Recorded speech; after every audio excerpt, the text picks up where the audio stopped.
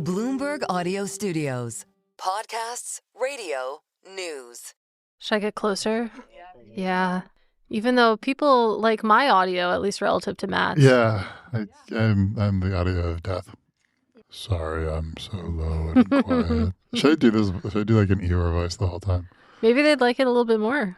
Hello and welcome to the Money Stuff Podcast. And then maybe they would like your normal voice more. Hello and welcome to the Money Stuff Podcast, your weekly podcast where we talk about stuff related to money. I'm Matt Levine, and I write the Money Stuff column for Bloomberg Opinion. And I'm Katie Greifeld, a reporter for Bloomberg News and an anchor for Bloomberg Television. What are we talking about today, Katie? Well, Eeyore, we're talking about Vanguard getting put on the SEC's naughty list. We're going to talk about buffered Bitcoin ETFs, and then we're going to talk about 2 Sigma. I wrote this. It might be the last SEC naughty list. Yeah, that's true. I'm really interested in what's going to happen in the next few years in terms of like I've made fun of the SEC over the past few years about some of its enforcement things, like the like cell phone stuff where like if you text about work, you get in trouble with the SEC. I don't know how much the SEC is like a sort of like self-operating mechanism that has inertia and will keep bringing cases and will keep going after securities fraud, and how much of it is going to be like the tone from the top is securities fraud is great, and then we just, never see an SEC case again. Or you see SEC cases, but they have a very different political posture, Yeah, They're like anti-ESG cases. It seems like that sentiment is shared because it was a real rush to the finish for the SEC. You had a very long column about everything that the SEC was busy with. Like 1/4 of the things that the SEC did last week. There's so many things. Nestled at the bottom was something on Vanguard. Yes. Of course, Vanguard to pay $106 million to resolve violations related to capital gains distributions in their target date funds. This is a rare moment where Matt and I both wrote about something, him in Money Stuff, me in the ETF IQ newsletter. Dueling newsletters. Yeah. Matt, you find this aggressively boring, but I think it's kind of interesting. Say why. Okay. Well, this came down, and to me, it sort of read like the inverse of what we were talking about with Capital One. And let me tell you sort why. Of, yeah, I can see that. Okay, all right, so you're buying in. So Vanguard basically lowered the minimum initial investment on its Vanguard institutional target retirement funds in December 2020. But they also had a retail version of this, and the institutional version had a lower fee than the retail. And my crude explanation in my newsletter was that, they told the investors in the retail product that they were lowering the minimum, and you had a bunch of these retirement investors switch to the now lower fee institutional TRFs that they could get access to. But the bad news came in when the retail funds, to meet those redemptions, then had to sell a bunch of assets, and the remaining holders were caught with big capital gains. Yeah. So like there's the two classes of the investor fund and the institutional fund. The investor fund is not exactly retail. It was like sub $100 million. And so a lot of retirement funds had their money in the investor fund. And then they cut the minimum for the institutional fund to $5 million from $100 million. So all these like small and mid-sized retirement plans were like, okay, we'll get the lower fees by taking our money out of investor and putting it in institutional. But to get the lower fees, that's technically a like taxable transaction. Like technically the retail fund sells all those stocks and the institutional fund buys it. And that means that the retail fund has capital gains, and those capital gains are shared by not the redeeming holders, but also the continuing holders. So if you had money in that fund, you got a big capital gains tax bill, and you were surprised by it because it's not in any sort of proportion to your actual gains. It's like all these people cashed out, so there was a big bill. Yeah. So mutual funds. Mutual funds. You were like, I wrote about this, and I was like, let me guess. You wrote, they should have done an ETF. Well, I mean, ETFs, with ETFs, this wouldn't have happened. You think about the creation redemption mechanism of ETF shares. People love ETFs because you don't get capital gains bills in the same way that you would with a mutual fund when other holders redeem. Right. It's like you have to sort of think about like what is the right treatment? So I wrote a few years ago, like Bloomberg Zach Miter had a series of stories about the ETF heartbeat trade, where basically like if you run an ETF, broadly speaking, you can avoid realizing any taxable gains because you're doing in-kind creations and redemptions. But every so often you need to like adjust the holdings of your fund. And if you traded for cash, you would have taxable gains. If you run an ETF, the number one goal is never have taxable gains. And so people have developed all of these like complicated mechanisms to take advantage of what a lot of people call the ETF tax loophole, right? Like it's a loophole that you can have this fund that never buys or sells stocks and never has taxable gains. Yeah. At their heart, it's kind of a tax dodge. Yeah, it's kind of a tax dodge. It is so intuitively appealing to say, I've put my money in a fund. In a year or 10 years or 35 years, I'll take my money out of the fund. If I have gains over those 35 years, I'll pay taxes on the gains. But in between, I shouldn't pay any taxes because I haven't sold anything. Like, what's the taxable event where I just hold a mutual fund and every year I get a tax bill and the tax bill is not really related to my actual gains in the fund? It's just weird. Yeah. And like, that's how the tax law works for mutual funds. It's not how the tax law works for ETFs, in part because there is this ETF loophole, and in part because people have built the industry around exploiting the loophole. But like the ETF treatment is just more intuitive than the mutual fund treatment. And like a lot of people are genuinely surprised that they get a tax bill for their mutual fund trading activity. And the SEC is like, they should have been surprised. Like, it's not fair. They shouldn't get the tax bill, because that is the tax law. But like no one finds it intuitive or appealing. I mean, so mutual funds, when they're in 401ks, what we're talking about, like, sort of goes away. Like, yes. 401ks, you don't have that capital gains thing. In this specific instance with these Vanguard target date funds, so it was the investors that held these funds in their taxable accounts that we're talking about. Right. So Vanguard sort of assumed that most of these people were 401k investors. Theoretically. And in part because a lot of people hold these funds through Vanguard's own platform, like their website and their brokerage. And so Vanguard could look at those people and say, almost all of these are 401k plans, so they won't have to pay the taxes, so it's not a big deal. But also, like, people hold billions of dollars of these funds away, like in other brokerage accounts, and Vanguard didn't have transparency on them and sort of assumed, yeah, it's all 401k plans, it's fine. But in fact, a lot of retail taxable investors had money in these funds and then got a big tax bill. Yeah. Because they were outside of the 401k. So we've talked a lot about products and wrappers so far. I want to talk, though, about why this is like the spiritual inverse of the Capital One example, because you had a lot of sympathy for Capital One last week. And if that's the case, you must have a ton of sympathy for Vanguard here, kind of trying to do this out of the goodness of their hearts for these investors. I do. Yeah, I mean, talk about that. The thing they did here was they wanted to lower fees. Yeah. And Vanguard is an interesting company because it's sort of not a company, right? It's like owned by the funds. So it's a mutual in the sort of classic sense. Like the funds ultimately own Vanguard. So it doesn't like charge as much as it can to like provide returns to the shareholders. It like has a mandate to kind of keep fees low. And so it offered these funds, it set some expense ratios, and the funds gathered a lot of assets, including from like mid-sized 401k plans. And they're like, we're making so much money off these plans that we don't need. Yeah. Like, let's give it back. And they thought of different ways to give it back. And the way they came up with was lower the minimums on the institutional fund, which there are a lot of other options. And they chose this one for reasons that are not entirely clear to me. But basically, the SEC sort of implies that they didn't fully appreciate the tax problem. Yeah. In part because they thought everyone was in 401k plans. And in part because when they were considering this, it was like March of 2020. And so stocks were all way down.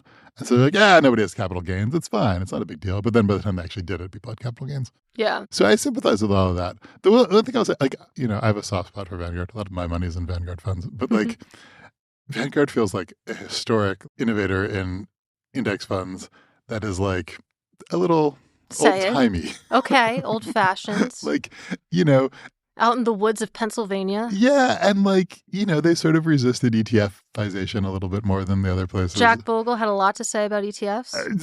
Some of that about what we'll get to, like weird product ETFs. But like, so they just didn't like the ETF structure because they felt trader-y, and they want like a sort of long-term buy and hold investors. And the way they've structured this, you could have done this in a lot of other ways. You could have started from the beginning with, we have one fund and we can have two classes of shares of the fund and we can lower the fees on one class without lowering, like the problem here is that they had two separate funds. And so when they lowered the fees on some of the investors, those investors had to sell one fund and buy another one, which is like kind of crazy. It shouldn't work that way. So like, I have a lot of sympathy here for Vanguard because really all they were trying to do was lower fees out of the goodness of their heart. But I also this is kind of sloppy, Yeah. A couple things. Vanguard turns 50 years old on May 1st. May 1st, 1975 was when Vanguard was born. Vanguard does this all the time in terms of lowering fees. Like you talked about their ownership structure a little bit. Like any time that they have extra cash or assets generated by their products, that is just funneled into lowering fees, which has put a crunch on the entire industry because of the way that they're owned. Other people, like BlackRock doesn't operate like Vanguard does, but BlackRock still has to compete with Vanguard and just lower fees to dirt cheap levels, which is interesting. And in the ETF IQ newsletter, after, you've read Money Stuff, if you read the ETF IQ newsletter, the $106 million, I saw some reaction that was like, oh, that's nothing for Vanguard. They manage how many, like $10 trillion in assets, but because their fees are so low, assuming that they charge an average of 10 basis points, $106 million for Vanguard is like napkin math, 1% of their total revenue. So this is actually pretty painful for Vanguard. Maybe it was sloppy, but it was painful. A thing that I read about a lot, I read about cases where either the SEC or like a shareholder class action sues a company for doing a bad thing and the company agrees to pay a big fine or pay a big recovery to shareholders. And people always ask, isn't that circular? Like, where does the money come from? And part of the answer is the money sometimes comes from D&O insurance, but sometimes, the company writes a check to compensate shareholders who lost money on something. And you're like, well, how did that help the shareholders? The lawyers got a fee, but the shareholders are writing a check to the shareholders. Similarly with Vanguard, it's owned by its funds, right? Yeah. So if you find Vanguard $100 million, in some sense, are you taking that money from the Vanguard investors who lost money because of this tax problem? Wow. They're the shareholders. They're the owners. That's true. They're the ones paying the fine. Those are good points. And when I say they, I mean me. Yeah. So it's technically not a fine. And I learned that the hard way because I had. You said it was a fine? I said it was a fine, and I had to correct my newsletter. It's technically not a fine because the $106 million will be distributed to those impacted. Yeah, it's restitution. But you should still subscribe to ETF IQ. 90% of the time is correct. Can't really ask for more than that. No, come on. I'm doing my best.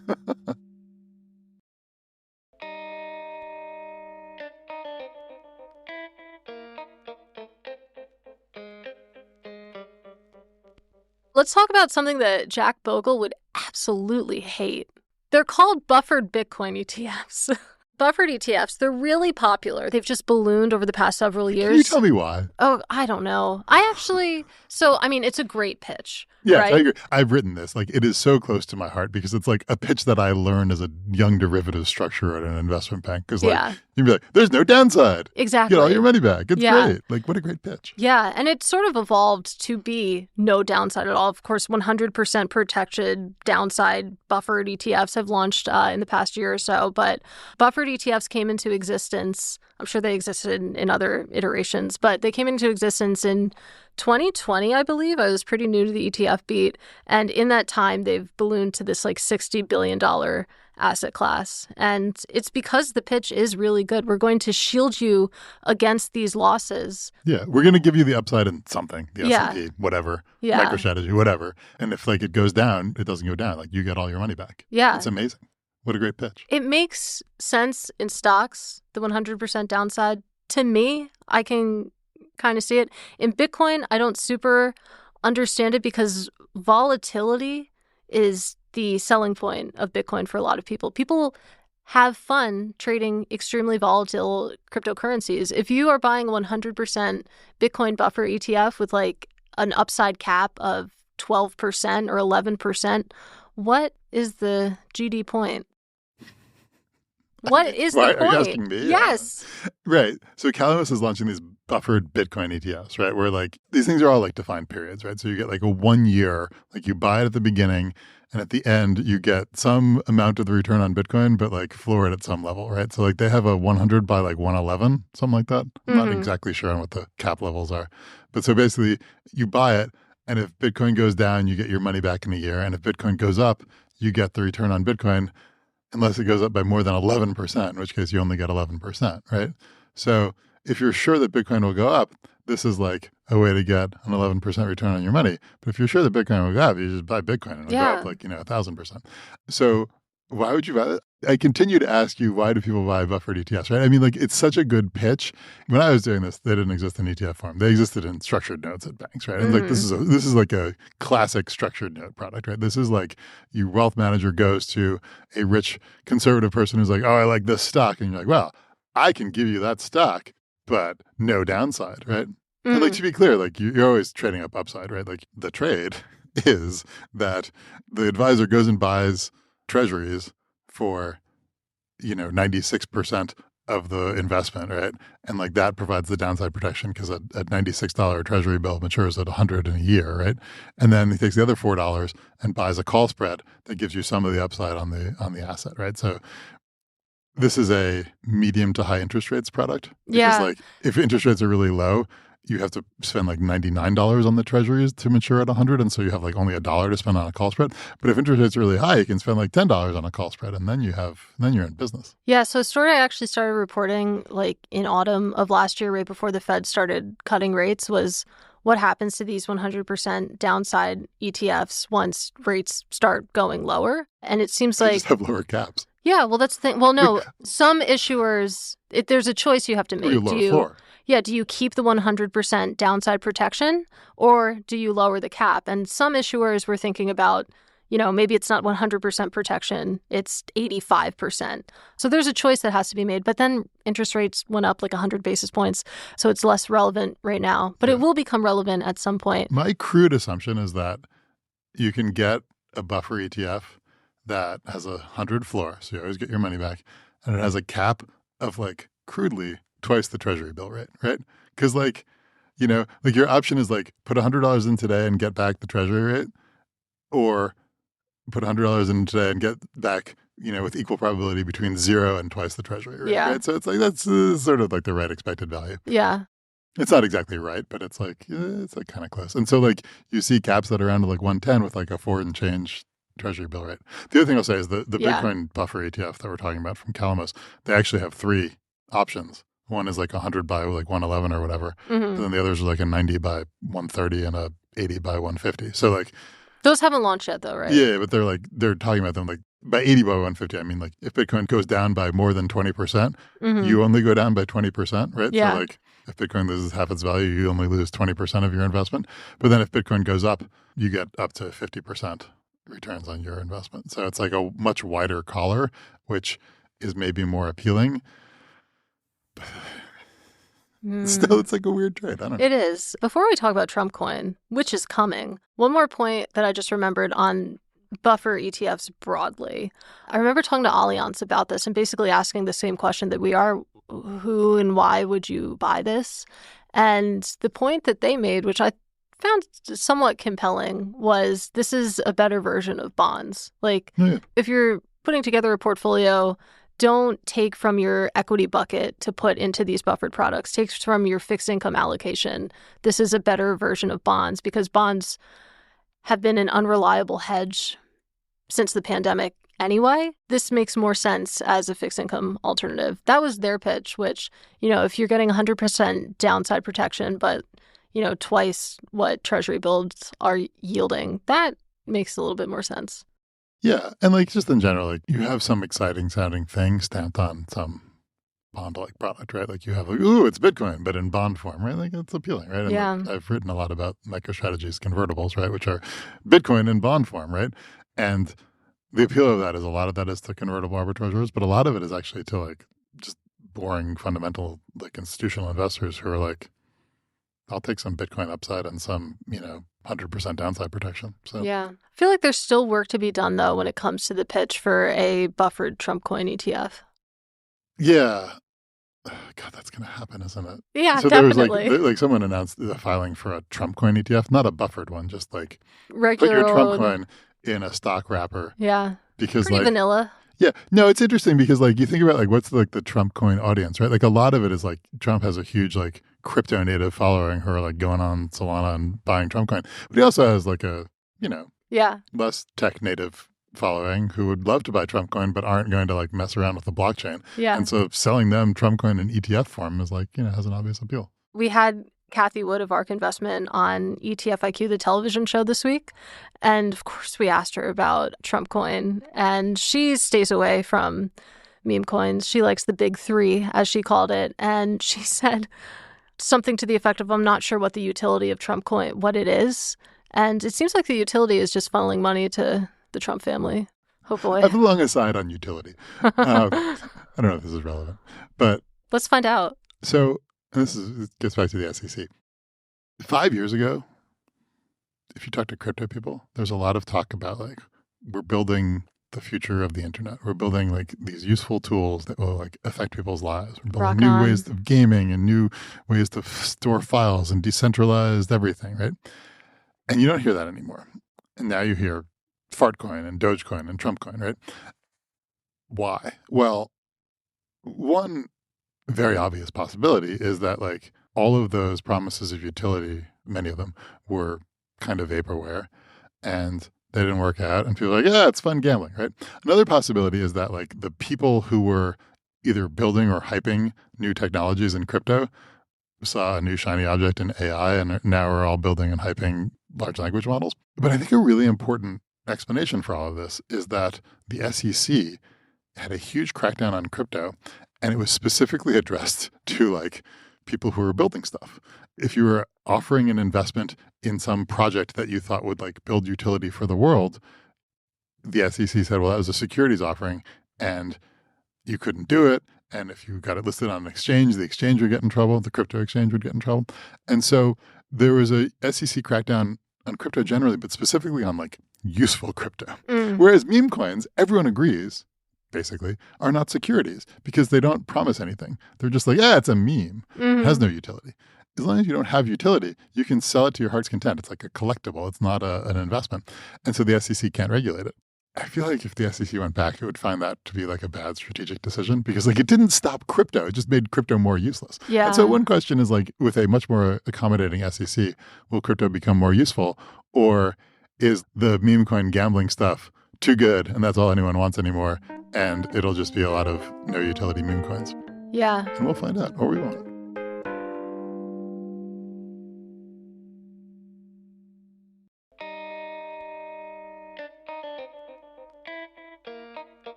Two Sigma. This was also, in the rush to the finish for the SEC under the Biden administration. Yes. Got that they right. brought a case against Two Sigma. Tell me about it. So Two Sigma announced in like 2023 that it had found someone messing with its models. One of its employees was messing with its models in a way that caused some funds to make an extra $450 million and other funds to lose $170 million. And when the stories came out, it was like he was messing with the models to try to improve his bonus, which is like the only reason anyone does anything, right? And it's like a little bit of a funny story because he succeeded in the aggregate. Yeah. In improving the performance of Two Sigma's funds, right? Like he made more money on the good funds than he lost on the bad funds. And like you could imagine ex ante, if you knew that was going to happen, you'd be like, okay, we'll just like take $170 million from the funds that win, give it to the funds that lose, then they haven't lost, they're fine. And the funds that win have an extra like, $280 million. Like, great work. Here's your big bonus. This seems like a happy story. Right. But neither Two Sigma nor the SEC saw it that way. The guy was fired and Two Sigma ended up paying like $90 million in penalties to the SEC. And so so he improved the overall performance of the funds. And instead of a round of applause, he got fired and Two Sigma got fined. And it's a little unclear why. Yeah. I mean, like, part of it is like he did it without authorization, right? And you're supposed to run your hedge fund in a properly supervised way. So one reason they got in trouble was for like failure to supervise. Because basically like there is a long list of parameters that you're not supposed to change without running it through a review process. And he would just change them without running it through that process. Like he just went into the computer and changed the parameters. He was not supposed to do that, but he did it anyway. And so that's like a failure to supervise thing. But the other thing that probably happened is that probably like, a quantitative hedge fund is basically aiming for high risk-adjusted returns. Mm-hmm. He's aiming for some level of risk and the highest possible returns within that level of risk. And it seems like what happened is that he changed these parameters to dial up the risk that the fund was taking on his strategies. Mm-hmm. Like he built a bunch of strategies for the funds for 2 Sigma. And 2 Sigma's overall model was like, we're going to put this much risk into these strategies in order to achieve good risk-adjusted returns. And he kind of turned the dial to put more risk into those strategies, which did, in fact, over the time period, mostly lead to higher returns, which was good for his bonus, but which was not what 2 Sigma was looking for. And like, if you ran the simulation 100 times, it might not have made as much money. And they're aiming for sort of long-term risk management framework, but like it happened to make more money in the time that he did it. Yeah. So that one fund overperformed, but one of the funds underperformed, correct? So investors did lose money. Sure. Yeah. Some investors. Right. But like, again, like the overperforming fund overperformed by more than the underperforming fund underperformed. So like, you could reallocate that to make everyone happy. In theory, you can't really, because like they have specific mandates, right? And if they're not following their mandates, then like that's bad. Does the fact that one fund overperformed lessen the blow to 2 Sigma at all? Like this $90 million penalty, would it have been $180 if everyone lost money? I think, who knows? But like, I think that there's always a range of rogue trader behavior, right? Like this guy's not quite a rogue trader. But Aren't you supposed to ask for forgiveness later? Right. Like, it's an interesting question of like, what would happen if he had just made money? Yeah. Everything had gone better. I think that a lot of these quant funds are like really quite rigorous about risk management. And like, if they caught him just making $900 million for clients, they might have fired him. They might have been like, nope, you messed with our risk management. Like that is really important. And you're fired even though you only made $900 million for clients. They might not have. I don't know. And like, I think like 2 Sigma is interesting because it's like truly like a quant fund, right? Like I think a lot of like less rigorous banks, like kind of famously like don't fire rogue traders who make money. This is like changing a little bit, but that's the stereotype. But yeah, I think, if he had only lost money, then it looks like malice or incompetence, or just like it looks really bad. If he makes money, then it's like he was genuinely trying to make money for the firm and less for his bonus. I think that's a little bit less bad conduct. Well, maybe he got hired by a bank, maybe he has an illustrious new chapter. Yeah, I mean, like, like he could start his own fund being like, we're like 2 Sigma, we take more risk. Yeah. I don't know. 2 Sigma, full octane. We do have a listener question on this. Oh, yeah. The listener asked, like, why is this an SEC case? Yeah. Right? And, it's a good question. Like, the answer is, like, if you read it, it's like they violated the anti-fraud provisions of the Investment Advisors Act. I don't say why. Like, it's not like 2 Sigma was doing a fraud on its investors in any obvious way, right? Like, they weren't lying to them. Mm-hmm. But I don't actually know what their market material said. But they probably didn't describe in detail, like, the information security around the parameters for the, they probably didn't lie to investors at all. But the SEC is like, you did this thing that, like, just seems kind of bad. And so it's probably operated as a fraud on your investors. And, in this environment, you settle that case. Is that a case that the next SEC brings? I don't know. I will say there is one other reason that the 2 Sigma got in trouble with the SEC, which is that they have NDAs. And I've written this, like, it is sort of illegal for financial firms to have NDAs. If you have an NDA that says you won't tell anyone about the secret stuff you learned at this firm, the SEC says, well, but what about whistleblowers? What if a whistleblower wanted to come to the SEC and tell us that you were doing securities law violations? Fair question. The NDA would prevent them from doing that. That's a violation of our whistleblower protection rule. And so the SEC goes after all these firms for having NDAs that don't specifically say, but you can tell the SEC. And in fact, 2 Sigma had NDAs that did say you can go tell the SEC. But the SEC said, well, but they didn't say that you were, they said, you had to represent that you hadn't already disclosed any confidential information. And that part didn't say you can have already told the SEC. And so the SEC fined 2 Sigma for having this NDA that sort of said you could tell the SEC, but didn't say it in the right way. That was the last one. Never see that case again. That's it. Enjoy it. That's not legal advice, but you'll never see that one again. Man. Paul Atkins, over to you. Is he confirmed yet? No. Paul Atkins, potentially over to you soon. And that was the Money Stuff Podcast. I'm Matt Levine. And I'm Katie Greifeld.